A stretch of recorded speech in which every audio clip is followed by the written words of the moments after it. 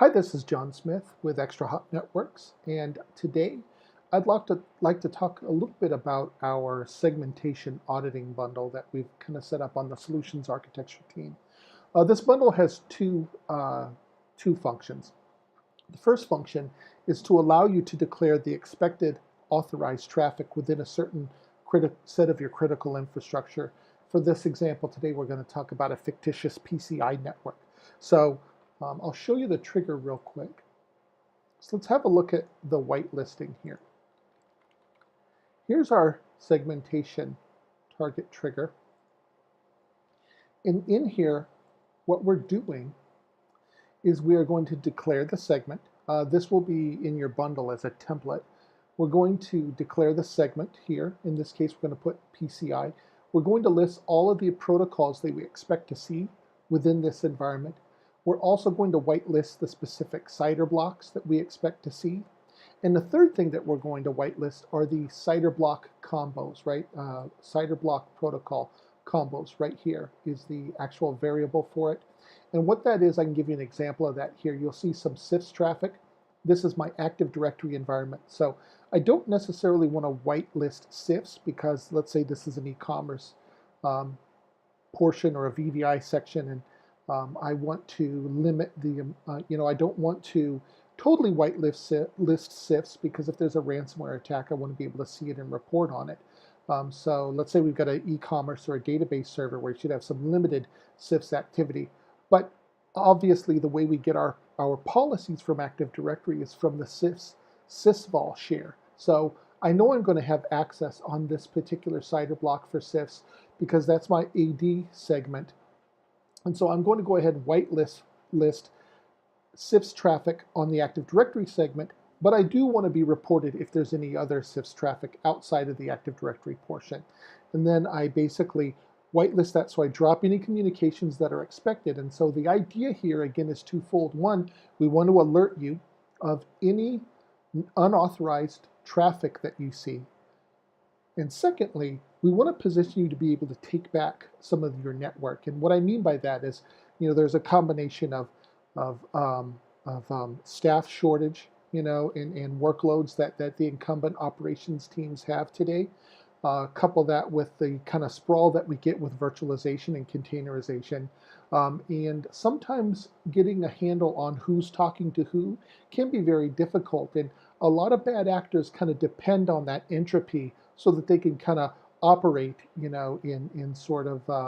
kind of hide in the packets. What we're doing is we're setting some predefined metrics that we expect to see so that we're reducing our attack surface. Likewise, when we go to syslog this data off, or if we send it to another workflow, obviously, why pay if you're filtering out known communications on your SIEM, then why are you paying to index them in the first place? So what we're doing is we're filtering a lot of this out already, the expected communications, so that you're positioned to only send 100% intel, or basically send critical information to your SIEM, and you're not sorting through the traffic that you expect to see.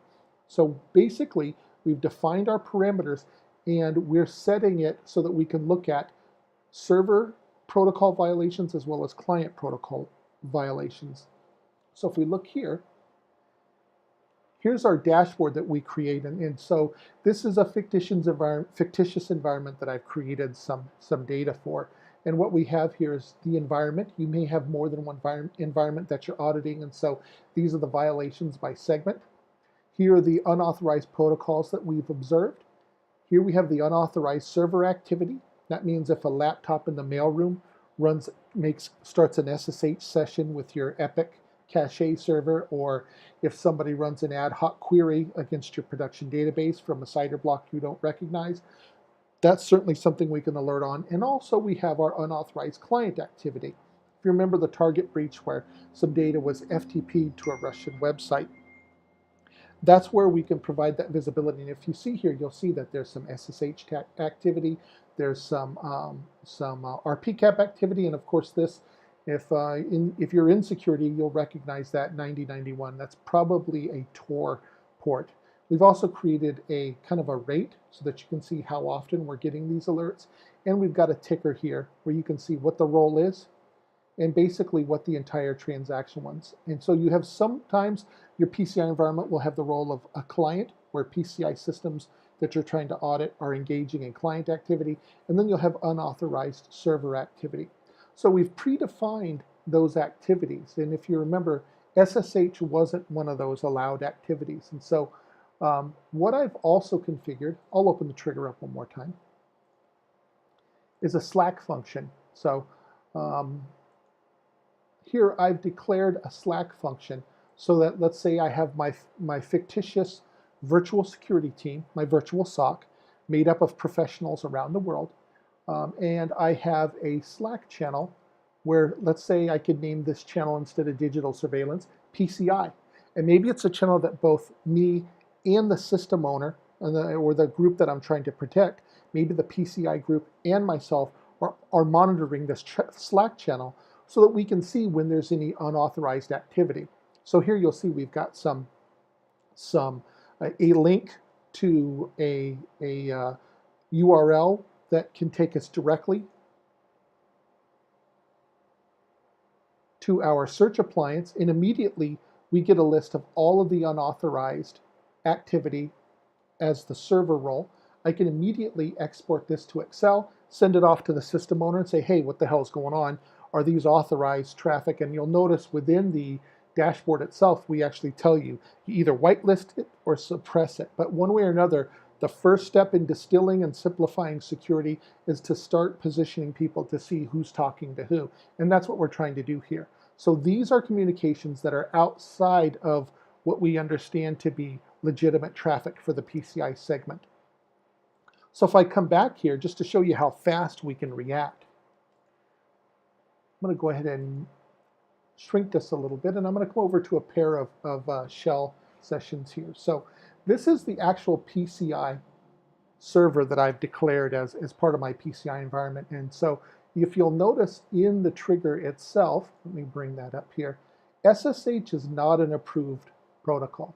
So what I'm going to do is from this host, I'm going to SSH to another host. And since it's not approved, you should be immediately alerted. And so as you notice there, that actually may have happened so fast you didn't notice it, but that was a couple of milliseconds. So we live in a world where I think it's still around 60 days to discover a breach. That was probably less than 60 milliseconds. I'll do one more.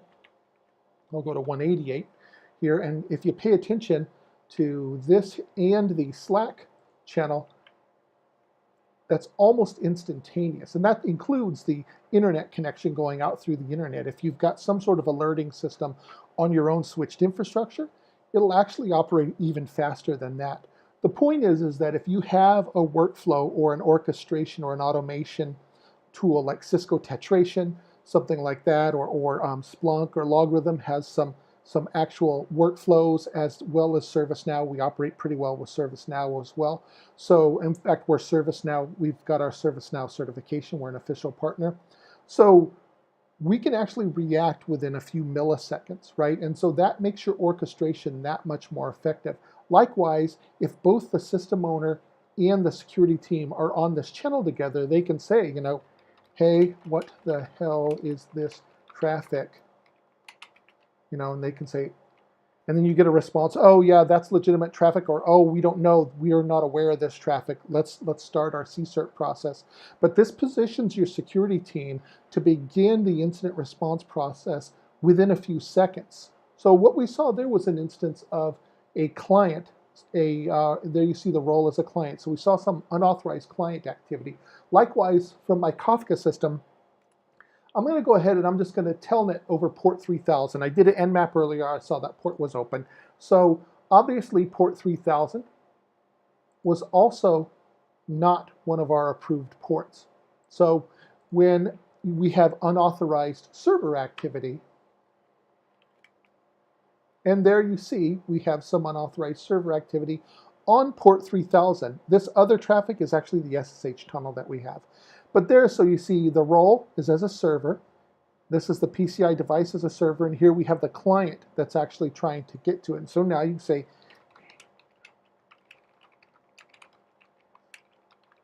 so if you're the SOC, right, you can actually start to engage with your system owner. And that's just an example of Slack.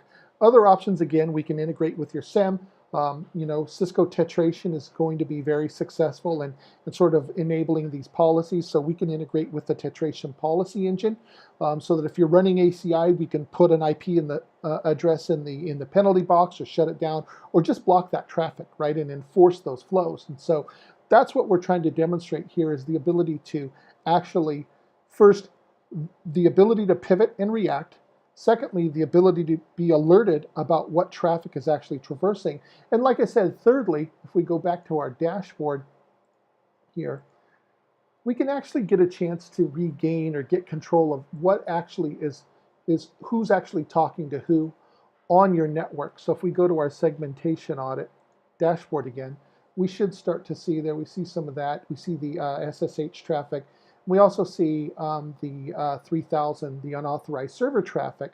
And so we're in a position now to slowly but surely, especially when you first apply this trigger, it may take you about 35 minutes to an hour to actually get all of your whitelists under control, figure out what's talking to what. But if you've acquired another company, if you've inherited another team, and you want to get a good look at whether there's any malware on those systems, or if the environment is in total disarray, this bundle and these triggers that we're using here that you assign to your critical infrastructure, they'll definitely provide you a picture of who's talking to who. One of the big battle cries in the security industry for 2017 was that we need to simplify security. It doesn't get much simpler than providing people a good feedback about who's talking to who. A lot of solutions engineered down to try to get an inventory by using SNMP sweep or a WMI sweep or a ping sweep. And someone who wants to work in the dark is going to ackle that off. If they're worth their weight in salt, they're going to be able to hide from that. With us, the reason that we're able to find them is once something with an IP address talks to another device with an IP address, there's pretty much no hiding. You'll show up here. And so that's what we're trying to show. Sooner or later, if someone's going to steal something, they have to try to leave the building with it. And that's what we're doing. The minute you leave the building, you're going to get caught and you're going to get crushed by your SecOps team. Again, this is John Smith with ExtraHop Networks. Thanks so much for watching.